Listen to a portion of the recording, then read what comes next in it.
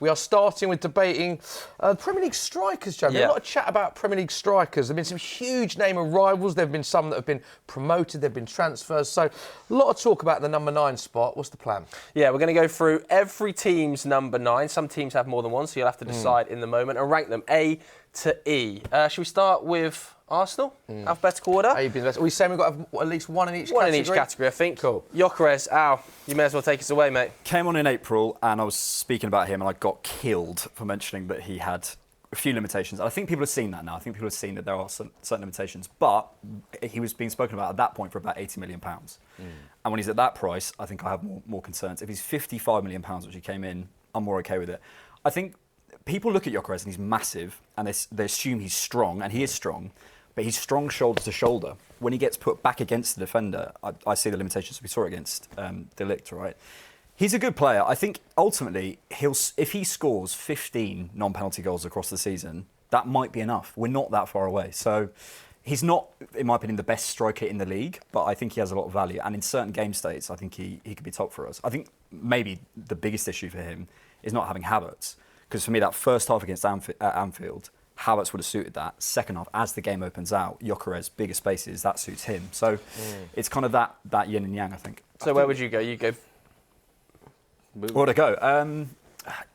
Because he's my boy, I'll go B. Fouad, what you saying? Yes, I would go C. Because it's still a bit of a gamble. I think coming into the league, he's still... I mean, the Portuguese league is kind of where he's really only done it. These early games as well, he hasn't really come out of the ground, hit the ground running, in my opinion. But... B, I think you're being favourable. I would go C, but I'll let you have the B. I think I'll B. let you have the B. I think B. OK, we move on to Aston Villa. Ollie Watkins. There's the magnet. Fouad, do you want to start with this one? This one, I'm leaning towards an A. In terms of profile and what he brings, I think this is the kind of profile I think you actually should have gone after. Someone who guarantees goals as hold-up play, runs into the channel, scores goals, and let's not forget, was the top assister in the Premier League 2 seasons ago. So for me, he's the definition of a complete forward. Does he score more goals than Gyokeres this season? I think I'd put good money on it, in all honesty. Do you think he does that? I think Watkins is more well-rounded, but I don't. My thing with Ollie Watkins is it feels like he's like an 8 out of 10 at everything, apart from that shot across his body, which he's unbelievable at. I think Gyokeres, if we're asking that question, has things where he's way better than Watkins, but he's probably more rounded. But you're right. I mean, I think it's 23, 24. He was like top 5 for goals and assists or something. Than Ollie Watkins? I think the channel running, and he's got, I would say, more consistent ball striking than Watkins. But Watkins, as an overall package, is an unbelievable player. 17 goals, 14 assists, and 54 appearances last season for Ollie Watkins. You've got to agree on one. Bear in mind who's coming next as well. Yeah. I'd go B as well. You go B? OK. I'm just thinking about who's going to be in that A category. All right, no, that's fair enough. I don't think Watkins is on that level, personally. No, fair enough. Next up, it's your list. Evanilson? Evanilson. I really like Evanilson. Yeah. He's so sharp, and he's one of these players who he's on the last line of the defence, and he's looking for stuff all the time. I think some players wait for the game to come to them. He's really sharp. The output hasn't quite been there. Bournemouth fans love him. Absolutely love him. We experienced him firsthand last week, and he was a problem. Got that early goal. How good were Bournemouth, by the way? Honestly, I think incredible. Iraola's doing an incredible job there. I've always liked him as a manager, and he's always gotten something out of him. And last season, I felt like the injury held him back a little bit, which is maybe why the goals haven't come. I'd be comfortable putting him in C with potentially working towards a B, in my opinion. Okay. I think he could. Yeah, I think he could get into B, but his output, I don't know what the numbers are. But 12 goals last season. Got an assist. But he did have that injury problem as well, didn't he? Yeah. Next move on to Brentford. Igor Thiago. Now a lot of people are quick to point out didn't score last season, no assists, but he only played 8 times. Again, we're talking injuries. It's worth pointing out that he had that big injury, joined for club record fee at the time. So we do have to factor that in a bit. But where do you stand on him? To be fair, a bit of an unknown quantity, I would say. So, I mean, there's talks of him being very good. We haven't obviously seen too much of it. I'd be comfortable putting him a D and then seeing what he kind of comes up with this season. Yeah, I haven't seen started too much the season of him, well. Yeah, he was excellent at Club Brugge. I think you look at Brentford's record with forwards, and I always think if Brentford or Brighton are signing a forward, that tells me something. And I think you look at Burmo, Wissa, whoever it might be, we just haven't seen it. Yeah. So the only thing I'd say is it was Thomas Frank who got them out of them forwards. Okay, fair enough. I think it was 2 different knee injuries as well he had. So obviously, just for context, it's worth pointing out. It's interesting to see how he gets on. So we go into the first club with 2 magnets. Yes. Who do you want to choose? So it's that up to guy. You to pick. That guy, Wells. Wanna go Wells? I think we're going to go with Welbeck's Wells over as there. Let's talk about Wells being then. the more reliable forward for me. I think. do Do you want Standing to the test of time, in all honesty. Made his Premier League debut in 2008. It's crazy. Only person before that was Milner. He's unbelievable. And also, last season was the first time he cracked double digits in the Premier League. Yeah. He's getting better. Yeah. Best 100%. Premier League scoring season was last season with 10, and he scored in each of the previous 15 consecutive Premier League seasons. I don't think you can put him in B or A or whatever, but for me, the consistency is like some people, you can talk about goals or whatever. That's almost as impressive. Like you look at James Milner, like it's so impressive. Yeah. He's always been useful everywhere he's gone as well. Yeah. I think as well, underrated in his build-up, like the way he brings other Yeah. players into the game. There's a reason he gets picked every week for Yeah. Brighton, and it's not his goal scoring, is it? It's the way he brings other players into the game, the way he works off the ball's experience. I think he's great for we both met him as well. Great for the dressing room. amazing A lot of guy. people say he's so Yeah. good at helping the younger players bed in and stuff as well. So there's a lot that he brings to the, Next to the up. table. Next up, Lyle Foster for Burnley. Personally, I'm not too sure on him. I think he's a busy player. I think he's a handful, but in terms of goal scoring, I think Josh Brownhill outscored him last season, scored 17 goals in the Championship. So I don't see him as the most clinical centre forward, but he's one of those forwards that is just a handful on the right day. I'd be comfortable putting him in E or maybe a D. Alex? I think E feels harsh. Someone has to go in there, but it feels harsh. I mean, he's got an amazing story in football. Like, he's been everywhere and obviously had to step away from football as well. Yeah, I just think, is he at the quality of the other players? I'm not sure. Maybe D. Nah, D. Could Next be, to Thiago. Could be nice, maybe. Okay, next up. Next I up, think we have another decision to make here, don't we? Yeah. Two Chelsea strikers available. Joao Pedro or Liam Delap? Who are you going I think for? this one, it's pretty simple to go for Joao I Pedro. think he's locked down. That's going to be the guy now. Obviously, Delap has the injury, but even without the injury, I would think the Pedro way be he the came guy? out swinging from the Club World Cup and then he just carried that on into pre-season and then the start of the season as well. I think he's adding goals to his game, which is something last season people were saying he scored a lot of penalties. Yeah. But I think his build-up now as well, you're seeing that when he's linked up. Palmer going out injured, playing in that 10 role. He's showing different sides to his game at Chelsea, and I think there's a leap that he's going to take this year for sure. How big do you think the Club World Cup was for him? Because he came in quite late, didn't he? Obviously played well, scored the final, I believe, didn't he? And it feels like it's elevated him to a different level. People are talking about him now as a serious striker. He did an interview. He spoke about like aiming at the Ballon d'Or. Like that's he's like in his mind that's what he wants to get there. Yeah, 3 and 3 at the Club World Cup. I think he's already at 4 GA and 3 or something already this season. He started really well. The only thing I'd say about Joao Pedro is he feels to me less like a sort of last line number 9 and slightly more like a second striker. I don't quite know how that works at Chelsea. There's so much churn and Because of how many players they've got in that. Yeah, it's crazy. 5 goals, 2 assists in 6 appearances for Chelsea. Yeah. I think his all-round game is so good. Yeah. He's so good on the ball. I sort of don't like I don't like how they operate, Chelsea, but they have had a really good window. Like if you look at who they bought in and who who's left for good money, and he's one of them they brought in. We'll talk about Interesting to see who plays when everyone's fit, isn't it, for Chelsea? Because there's so many players that play in Yeah. multiple Where you going? positions, Yeah. but- B. I'll go I wanna B, go, yeah. yeah. I'll go B. Okay, season. next up, Crystal Palace. JP. Jean-Phillipe Mateta. JP. Can we just say it was a disgrace he was booked at the weekend? Booked for kicking the corner flag. That's his celebration. The celebration, I the know. boom, kicking the corner flag. The first Now- time he's been booked for it. Surely this has to be A, right? Because there ain't no striker better than Mateta. I had to get honestly, it in. Palace fans are loving for that. He has been one of almost like the biggest turnaround stories because how he started his Palace career is very different to how you see him now. And It's the Glasner listen, effect, mate. he is the ultimate hold-up man. I feel like he is a absolute bully up top, in my opinion. The typical quintessential Premier League striker. I almost feel like. Why didn't United get him?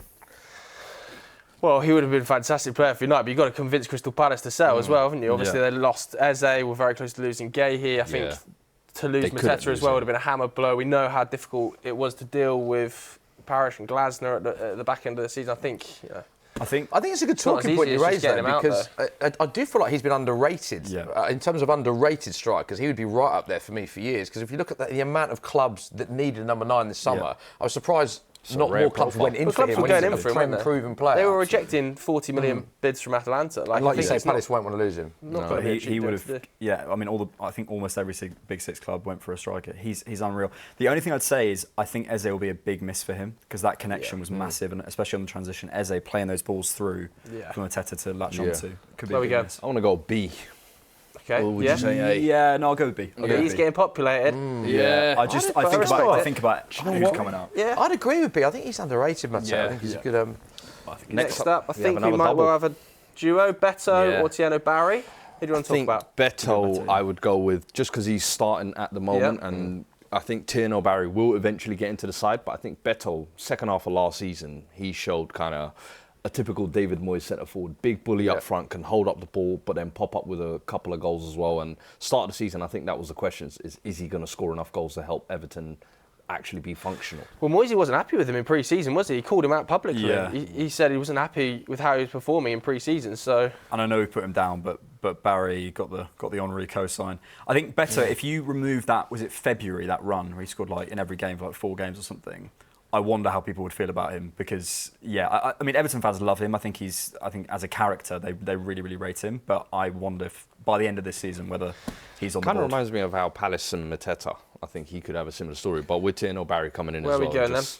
I want to go D. Yeah, I think. Okay, he goes in D. We've got Fulham next, and again, you've got a choice to make: Raul Jimenez or Rodrigo Muniz. This is a tough one because they're both very good, but I feel like Muniz for me is just at the moment got the nod ahead of Jimenez. And with him, I just feel like he's just come out of nowhere. And he's similarly, every time we've played against him, he's been a handful against us, Tottenham. But quality player, good finisher, very similar to Raul Jimenez as well. Most goals as a sub since the beginning of last season. I think in terms of impacting games, he's really, really top. I think Marco Silva's on that list, like as the best manager for impacting games. Worth shouting them both that, actually, because I think he went under the radar a bit last season. Jimenez got 14 goals in all comps. Muniz got 11 goals in all comps. So it's great for them to have options. Where would you place him amongst the elite? I'd be able to put him in C. I think Evanilson, Danny Welbeck, he's in that. Still a decent age, by the way. Still young, Rodrigo. He's tough. Another duo. Another duo, this is Calvert-Lewin, Everton legend, of course, and Joao Piroe. I think we'll go with Joao Piroe for this one, just because he was their top goal scorer last year. I think scored 19 goals in the Championship. Won the Championship Golden Boot, Yeah, as you said, won the Championship Golden Boot. I think if Leeds are going to stay up this year, they're going to need him to score quite a few goals. I always feel like when you're a promoted team, you need a centre-forward who's going to get you 10 to 12. He could be that centre-forward this season, in my opinion. I hadn't seen much of him, and I watched him. He's a very calm finisher, Joao Piroe, and I think that's something that, like, you see a lot of players come up from the Championship and they're rushing and they're panicking, and I think he might do all right. Where are we going then? I want to say D. But we've got to put someone in E. This is the thing. Well, look, you can have a little change. Now we've got to Liverpool next. Now we had a long conversation about this. I know we're picking one, but we feel like because they're two huge signings, we have to talk about both of them. Special treatment for Liverpool again. Are you unhappy with that, Alex? No, Alex is not happy. It's fine. He wants Havertz up there. You want to pick one, then it's your list. If you had to pick one, who is going to be the starting 9? I mean, it's without a shadow of a So doubt. what's It's going going to to be happen to Alexander Ekitike? Isak. But I feel like both are absolutely top tier quality. I think Ekitike, the way he's come in and just almost made you question if Liverpool even need Isak. But then Isak during the international break, I don't know if you saw the goal as well, incredible. And he's just such a top player, in my opinion. World class. This is a blatant A, isn't it? This is the first A we have to get. Best striker in the league for you, Isak? Yeah, I think so. I think both of those are examples. Do you think he's better than Haaland? All round, again, it's like if you did a graph of everything a striker should do, I think Isak probably pips him. But yeah, I just think both of those are examples. I think about that Isak goal against ironically Liverpool last season. One touch, second touch, goal. The technical efficiency. I agree, and the centre forward play against Arsenal in the League Cup with bullied them. So where would you, if you were putting Ekitike on there, where would you have him? I would have him as a B, in all honesty. I think he even has the potential to become an A, but at the moment, having done his thing in the Bundesliga, coming early doors, I look at those centre forwards in the B category and I see him of that same mould. I'd probably go B as well. We put him up. Well, yeah, if you want it. Are you happy to put him up, Alex? I've got the long arms. Special treatment. I've got the long arms. Special treatment. Okay, Haaland. I mean, this is an A, isn't it? I think this is I honestly feel like at this stage he's underrated. I genuinely think he's underrated. Like, I was about to say I know that Isak is sensational all-round football, but the volume of goals, his build-up play and his link-up play is underrated. He reached 100 Premier League appearances. It's not as bad as people say. No, people talk about him being like a clunky footballer. Yeah, he reached 100 Premier League appearances last week, 88 goals. That is the most of any player has had after 100 appearances in Premier League history. And his back-to-goal play is nowhere near as bad as people say. The channel running is amazing. His finishing is clearly better than anybody else by a mile. Do you know what it is, Joe? I think people they have to find something. They have to find something to drag him down. And if he's scored a goal a game basically since 2020, apart from last season. It's crazy. 34 goals. He's the best striker in the league. He is the best striker in the league. Better than Isak for you? Yeah. He's next up, your boys, Benjamin Sesko. Quality player, I think, but there's still a lot of potential, and we haven't even seen that fulfilled at RB Leipzig. I think even United maybe tried to get ahead of the curve a little bit, but they were told to pay a premium. I think he's got all the raw abilities to become a top striker, but however, I just don't feel he's there just yet right now, in my opinion. Where do you stand on Sesko, Alex? Watched him a lot. You wanted him? Yeah, I did. I wanted him paired with someone like a Rodrigo or something, because I think you get that superstar striker and someone to develop. And I think Sesko could have been that. He's got two things for me. One is when he's pushed wide, he's just pushed out the game. That's a big thing for strikers. And the other thing is dealing with contact from behind, actually, ironically, similar to Gyokeres.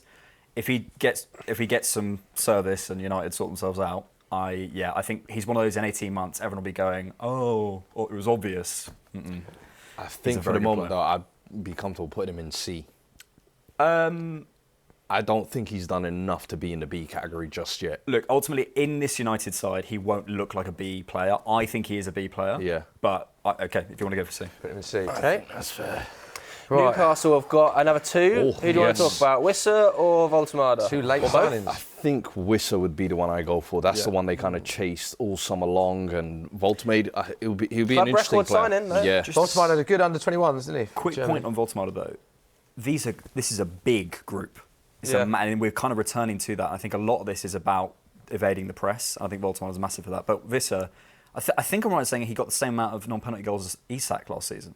I think I'm right, so I could be wrong. Someone can check that. But yeah, he's 20 goals, 19 in the Prem, 20 goals in all comps for all assists. Great return. No penalties either, I don't think. Great return. So yeah, Quality player, in my opinion. I would happy to put him in B, in all honesty. I think last season, the work he put in.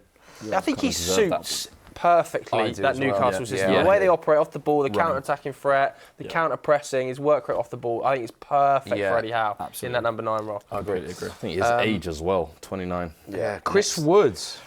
This is a man who's up to no good, and last season he showed it. And I think in terms of the hold-up play, in terms of the way he bullied centre forwards, physically what he brings, very few strikers in the Premier League bring, in my opinion.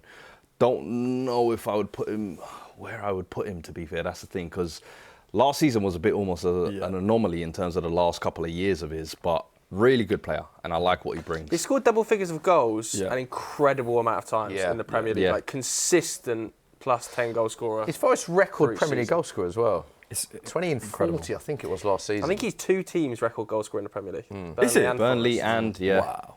He's one of those who you show like he's like a young striker. Watch his box movement. Watch how he moves in the box. He is, I think he's like close to Drogba in terms of like the Premier League goals record. I have so much respect for him. So where are you going to put him? I think he's earned the B. He's earned the B. He's earned it. He's earned the B. He's getting long. There's a lot of good strikers in here. He's getting stopped. Still haven't had the ball to put anyone in E. Still haven't had the ball to put anyone in E. Remember the rules? You've got to have one in each category. Yeah. Next up, Sunderland, are you going for Maeda or are you going for Brobby? Could have had Isidore in there I think as well. we've gone for Brobby. Yeah, Okay. I think Brobby, Talk about the new new boy signing. walking through the door, I think done very well at Ajax and different type profile. Maenda's kind of more of a winger, whereas I feel like he is kind of more suited to Premier League physically, what he'll bring. I think for me, I want to go C. Okay, Wow. straight in. Brave, big Wow, brave. straight in. Maybe that's my Dutch bias kicking in. Yeah. Right. He's on the Well, board. he's called it. He's on the board. I think I know why he's done that quickly because Tottenham is next. And you've Yes. got 3 magnets for your beloved, the mighty Tottenham Hotspur. spoiled for choice. Charlison, Solanke, and of course Kolo Muani. New signing. Yes, and I think I'm going to go with Kolo Muani. Yeah, what I are your think thoughts on that Charlison as has a signing? started the season, and Dominic Solanke's obviously got the big injury, but a record signing. But I think Kolo Muani is going to be a very, very interesting one. What gives me hope is his loan spell at Juve in the second half of last season, scoring, I think, 8 goals in 8 16 and league 16, games. so obviously 1 and 2. And he's not the most efficient goal scorer, but in terms of physically what he brings, the way he runs the channels, I think he was the game changer, in my opinion, in that World Cup final. Everyone will remember that big miss at the end, but he actually impacted the game when he came on. And I think he can bring something different that Dominic Solanke and Richarlison don't bring. But how highly do you rate him? That's the question, because at the same time, PSG, it didn't work out. Frankfurt, it went well. Kind of recovered himself a little bit at Juve. I'd be inclined to put him in the C, and hopefully towards the end of the season he works towards a B. Let's get him up. Nice. Next up, Unbiased. we've got West Ham. Try to be. We've got Nick Fulkrug or Callum Wilson. Who are you going to pick? I think we're going to go with Fulkrug. He's so heavy. He is. He's so heavy-footed. Wilson, like his movement is real. Yeah, but that pairing as two centre forwards. It's an amazing record in Germany, though. Fantastic record in Germany. So West Ham fans must be thinking, if they're looking at the rest of the league's number 9s. I think coming off of the back of that Champions League run as well, you probably expected a little bit more from him when he came to West Ham, and it just hasn't really lived up to it. To be fair to him, he arrived with an Achilles injury, didn't he? And it never really recovered, and there was a few problems injury-wise last season. I think in the right system, when he's fit, he can be useful. However, how often you're going to get that is the question. But So where are you putting him? I'd put him in C. I'll put him in D. He's really not for me. He's Still not had anyone in E yet? Okay. I'll listen to that. And I don't think the next one's going to be No, an it's E not. either. Which means you're gonna have to Jorgen alter. Strand Larsen. Again, I feel like with Jorgen Strand Larsen, 14 goals last season. Yeah. In a Wolves team that obviously didn't have the best season. I feel like, again, we're talking about players that are a bit underappreciated. We know that he was linked with moves to the likes of Newcastle. He's still at Wolves. What are your thoughts? When I saw the bids, I went, what? And I looked him up. It's the one-touch finish. Everything is just like a fight. It's like a tap-in. Finishes are amazing. Yeah, and 14 goals in 38 with 5 assists for Wolves is a very good return. he's a proper like old school 9. I think you sort of go, you look at like Fulkrug, it's like an old school 9, but he can do it physically. He can keep up. So where are you putting him then? He could be in B, but I'd probably go C. But we need to. We need Okay, to so if you put him in C for now, C, you need to alter a position. I would have and had put him in somebody B, in E personally. because we have to have somebody in each category. That was the rules of the game. I think for me, Beto, and I might annoy some Everton fans here, but I think Beto is one that could go down, and Lyle Foster I could would go have said down. these two, if anything. Let's Because make we it haven't cool. seen I too mean, much. Igor, ultimately, we haven't seen Igor Thiago, so I Yeah, think we okay. can say There we that. go. Just going one Okay, down there. rearranging it.